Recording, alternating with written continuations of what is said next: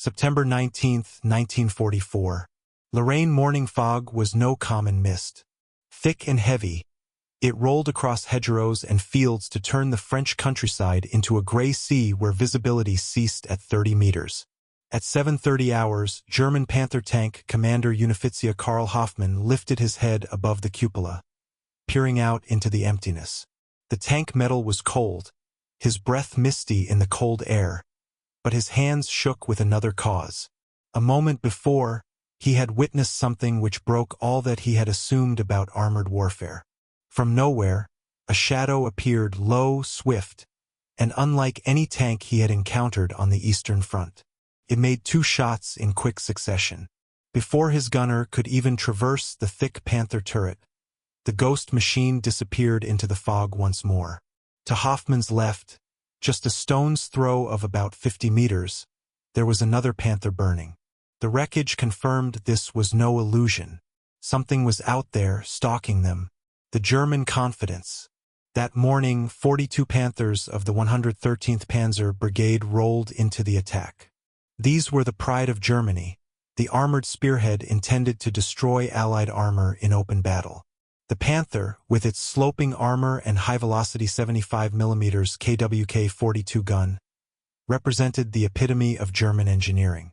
Crews were confident. They had been assured repeatedly that American tanks were not up to par. Torn together, mechanically suspect, manned by amateurs who depended solely on numbers. In their minds, German quality always beat Allied quantity. But what they encountered alongside the little French towns around Arracourt would destroy all assumption brought over from the Eastern Front. For in the mist, the Germans were not fighting Shermans. They were up against the M18 Hellcat, a vehicle constructed on a philosophy the Wehrmacht never conceived. Speed instead of armor, mobility rather than brute force. The birth of the Hellcat. The history of the Hellcat didn't start in Lorraine. It started in December 1941, immediately after America entered World War II. Lieutenant Colonel Andrew Davis Bruce learned about German blitzkrieg methods at Fort Meade, Maryland.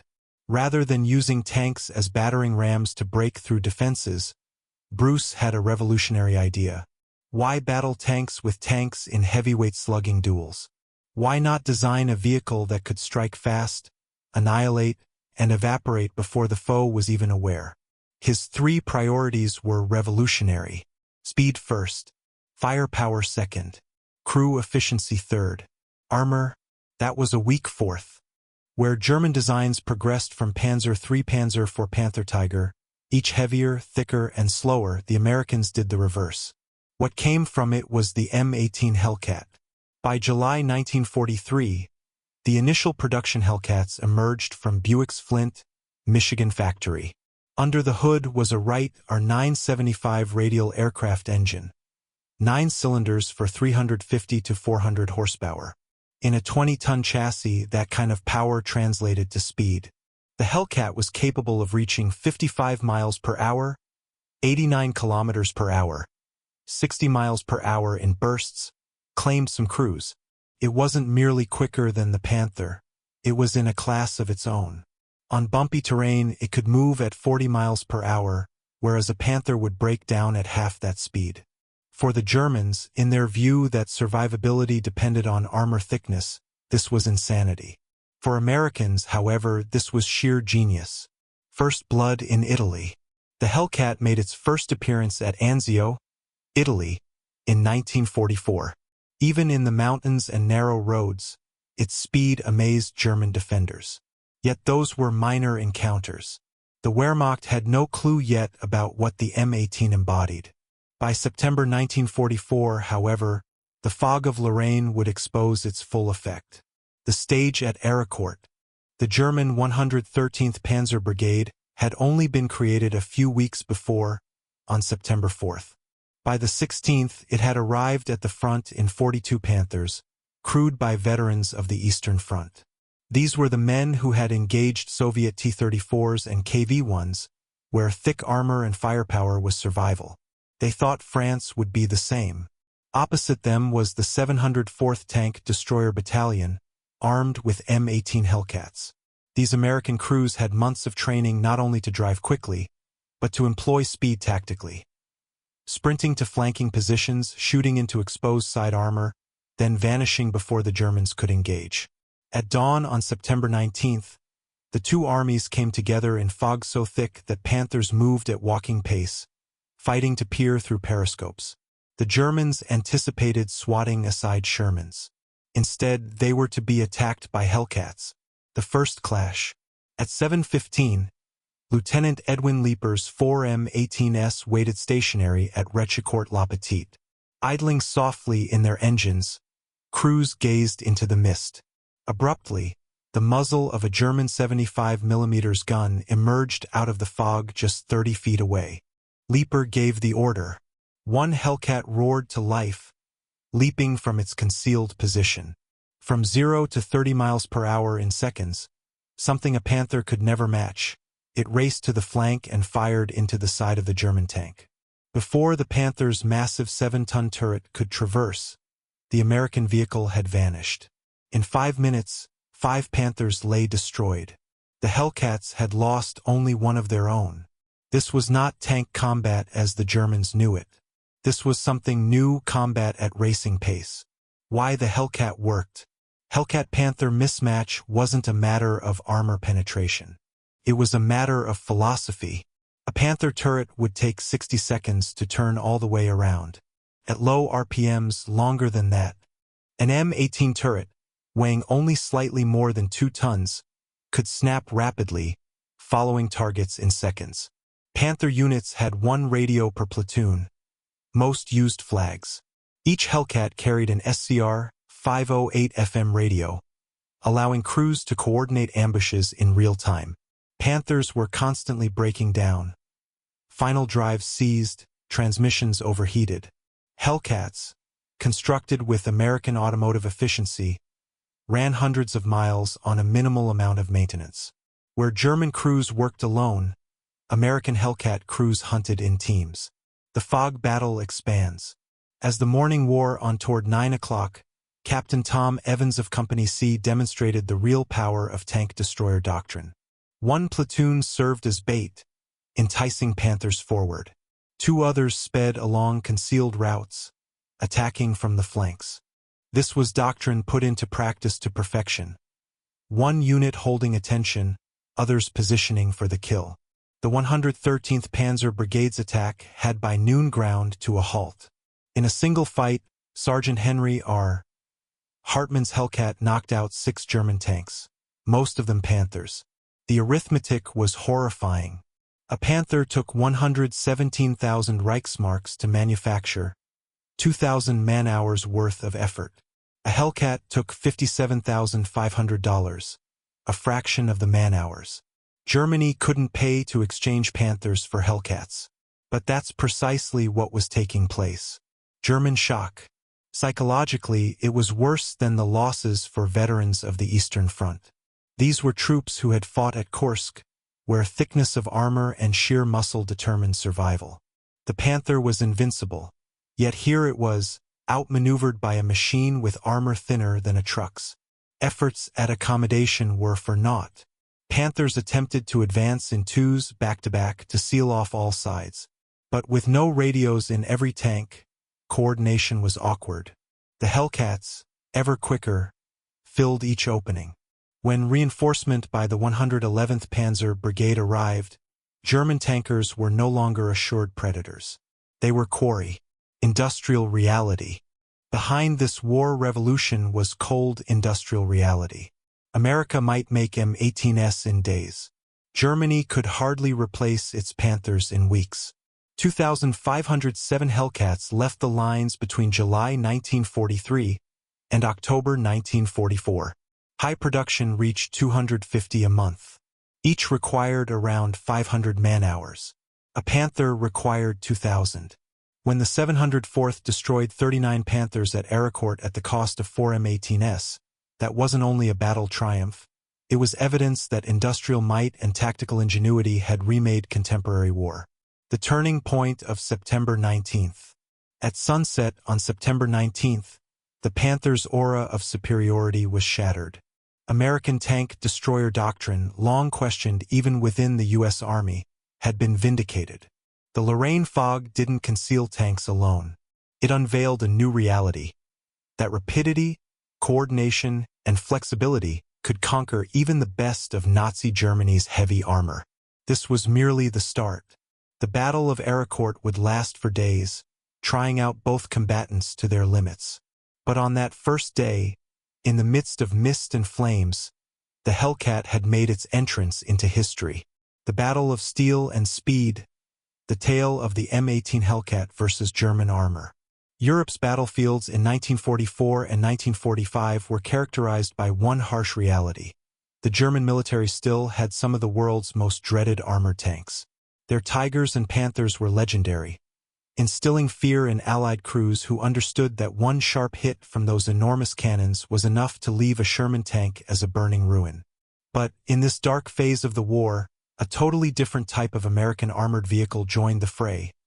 One which would not attempt to outweapon or out-armor the German giants, but would rewrite the rules of the game altogether. This was the M18 Hellcat, a tank destroyer packing a 76mm gun, but better still, one that could travel faster than any tracked vehicle deployed to World War II. The fastest American armored vehicle ever to see combat, it could reach almost 55 to 60 miles per hour on highways, speeds unimaginable to German crews hiding out in machines half their weight again.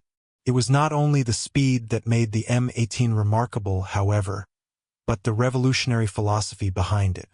While German designers had reacted to the Soviet T-34 by adding more armor and larger guns, American designers scanned the battlefield and drew a different conclusion. The best armor was not to be hit at all. Noville, when speed meant survival. One of the finest illustrations of this philosophy in operation occurred at the Battle of the Bulge, in the tiny town of Noville. There, an ad hoc American unit known as Team de Sobry, basically a battalion-sized armored infantry task force of the 10th Armored Division, was charged with defending the town against oncoming troops of the German 2nd Panzer Division. The unit had little in the form of heavy support. Only 4 M18 Hellcats from the 75th Tank Destroyer Battalion were on hand to lend a hand. But in the confusion of December 1944, those 4 machines, coupled with speed, proved sufficient. The Hellcats were ordered to race ahead along the highway to reach blocking positions before the German spearheads could arrive. For once, the vehicle's maximum road speed was not just a design statistic on paper, it was actually used in combat. Crews pushed their machines to the limit, engines roaring as they tore down frozen Belgian roads at highway speed, reaching key defensive positions minutes, sometimes hours, before German Panthers and Panzer Grenadiers arrived. That surprise high-speed deployment time and again upset German schedules. Commanders who anticipated opening up crossroads to nothing were instead confronted by M18s long in position, their 76mm guns in the ready. It was one of the few times during the war where raw mobility counted, and it demonstrated that the Hellcat design was not an abstract but could be battlefield-turning. Kill ratios that stunned the Germans. The statistics speak for themselves. In all theaters, the M18 Hellcat accounted for 526 enemy armored vehicles destroyed, 498 in Europe, 17 in Italy, and 11 in the Pacific. For this, only 216 Hellcats were lost in action. That translated to a kill-to-loss ratio of 2.4 to 1 overall, and 2.3 to 1 in Europe alone.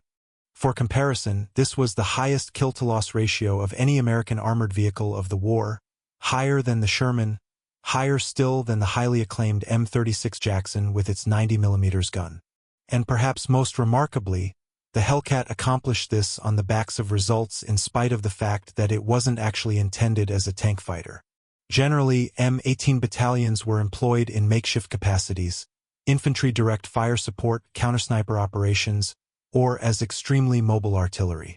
But even beyond its doctrinal use, the Hellcat performed superbly.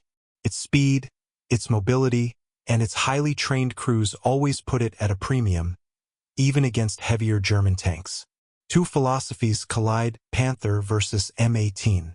The most stark lesson from the Hellcat's history is when you contrast it with its German counterpart, the Panther tank. Both were produced as a response to the harsh lessons of the Eastern Front. The Germans, set against the Soviet T-34, determined they required something like it but improved, thicker sloped armor, a more powerful high-velocity 75mm gun, and better optics. The Panther was the end result, a 45-ton behemoth that could absorb the impacts of most Allied weaponry. It was an evolutionary development, a finessing of current armored ideas pushed to the limit. The Americans, however, came to a quite different conclusion. They realized that shipping 40-plus-ton tanks across the Atlantic was a logistical impossibility in quantity. They understood that they could never outperform German tanks in a battle of armor versus firepower. Instead, they posed a radical question: what if the superior armor was never getting hit at all? Thus came into being the M18 Hellcat, a machine that weighed only 20 tons with armor so light that machine guns could penetrate it at times. But for that, it could speed, turn, and move quicker than anything the Germans had yet encountered. Where the Panther was a fortress, the Hellcat was a rapier, a weapon to stab suddenly and disappear before the opponent had time to retaliate. Arracourt, where the hunters became the hunted. The doctrine emerged in its own right in the Battle of Arracourt in September 1944. Here, units of the U.S. 4th Armored Division and supporting tank destroyer units engaged the German 5th Panzer Army in one of the largest armored battles that American forces had contested in Europe. The battlefield was a sea of fog-shrouded ridges, forests, and villages. Eyesight was frequently under 200 meters, conditions that eliminated the long-range gunnery advantage of the Panthers and Tigers. Instead, battles became a matter of ambushes, surprise flanking maneuvers, and close-range combat. In this setting, the Hellcat excelled. Its pilots learned to utilize terrain to cover their approach, to shoot from surprise locations, and, most effectively, to break away immediately after firing. The Germans would frequently shoot back at vacant hedgerows or barns, never knowing the Hellcats had already made their way to a new location. One unit, led by Sergeant Henry R. Hartmann, knocked out 6 Panthers on September 19, 1944. Hartmann's techniques were now blueprint lessons in the use of Hellcats, silence, surprise fire, and quick movement. To German armored crews accustomed to battling slower, bulkier opponents, the M18 was nearly phantom-like, one moment popping up and the next moment vanishing. When, in October, units of the 11th Panzer Division strengthened with Tiger I tanks attempted to recapture Arracourt, the outcome was the same. Tigers moved at a plodding 15 miles per hour, their turrets agonizingly slow to turn. Hellcats simply outpaced them, driving around their sides and pounding them from the flanks and rear. Built like a car, fought like a predator. Part of the Hellcat's genius lay not just in its combat use but in how it was built. Designed at Buick's automotive division under Harley Earl, the M18 was shaped by automobile sensibilities. It was sleek, efficient, and, most importantly, mass-produced using standard car manufacturing techniques. American automotive workers who had previously assembled Buicks could, with little retraining, assemble Hellcats. Parts were standardized, assembly lines streamlined, and production time reduced exponentially. From December 1941, when the idea was conceived, to July 1943, when it went into combat deployment, took fewer than 2 years, unprecedented for an entirely new vehicle. Where German tanks such as the Tiger needed master craftsmen, advanced equipment, and vast resources to build, the Hellcat could be manufactured at speed and in large numbers. And since its design for simplicity focused on mechanics, it attained a rate of readiness in combat of 78%, much higher than German armor beset by breakdowns. Technology that multiplied effectiveness. Though not well armored, the Hellcat had innovative elements. Its periscopic vision system permitted the commander to look around for targets independently of the gun, providing American crews with quicker reaction times. The turret had to rotate for the entire thing in order for the commander to see with German tanks, slowing them and making their movements more visible. Its ammunition compartment was built to minimize catastrophic explosions. Where a Panther impact often equated with instant destruction, Hellcat crews occasionally lived through penetrations, enabling experienced teams to remain in combat longer. The integration of speed, situational awareness, and survivability resulted in the Hellcat exerting an unfairly disproportionate influence far beyond what its statistics would imply. Adapting doctrine, a key American advantage. As the war went on, U.S. tank destroyer doctrine itself changed. Originally conceived as an armored reserve to be withheld to meet mass tank threats, in reality such battles were not frequent. Rather, Hellcats were included in infantry support tasks, anti-sniper operations, city fighting, and river crossing. American forces were versatile. They modified their tactics to meet new circumstances, deploying the Hellcat wherever speed and firepower were essential. German panzer divisions, on the other hand, tended to stick with old tactical ideas that no longer accommodated the conditions of the battlefield. German armor was more and more confined to static defense by early 1945. Their tanks were too sluggish, too gasoline-guzzling, too susceptible to artillery and air power. The Hellcat, however, kept dashing across battlefields, striking and disappearing, maintaining firmly in American control the initiative. Breaking German certainty. The psychological impact was arguably the Hellcat's biggest success. For years, German tank crews had had a reputation of superiority. Over early Shermans and Stuarts, their Panthers and Tigers were monarchs. The M18 shifted that equation. Time and again, German veterans would remember that among all the American tanks they encountered, it was the M18 Hellcat they shuddered at most. More so than the Elephantine M26 Pershing, even more than the feared P-47 Thunderbolt aircraft. Why? Because the Hellcat disarmed them of certainty. Their armor, their cannon, their meticulously drilled drills. None of them appeared to count against a vehicle that refused to engage on their terms. The hunters had become the hunted. The Rhine and the endgame. The revolution peaked in March 1945, at the crossing of the Rhine. While German troops desperately attempted to concentrate armor to get in the way of the Allies, Hellcats again sped to key positions hours ahead of German forces even though they began farther out. At Remagen, when the Ludendorff Bridge was taken intact, Hellcats were among the very first vehicles across, having gained a bridgehead perimeter before reinforcements from Germany could get there. Panthers and Tigers dispatched to smash the crossing instead stumbled into Hellcats already in ambush. By that time, the fate was sealed. German industry was crumbling under aerial bombing. Their tanks, while impressive on paper, were stuck in a strategic quagmire, too slow to be mobile, too complicated to keep going, and too few to make a difference. Pitted against them, the Americans had a weapon that reflected speed, versatility, and mass production. Beyond 1945, a legacy of innovation. The M18's history didn't end in Europe with victory.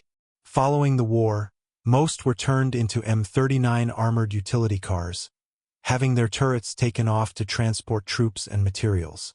Others remained in active service for decades in other armies around the globe.